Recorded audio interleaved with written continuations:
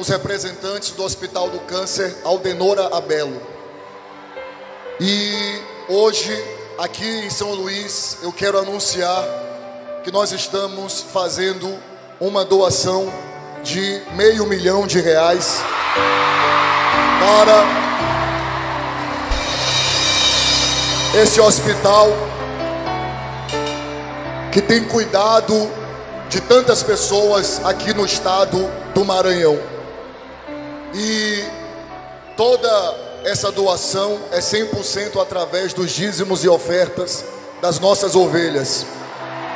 E eu espero que vocês possam cuidar ainda mais dos pacientes e fazer esse trabalho maravilhoso que vocês têm feito.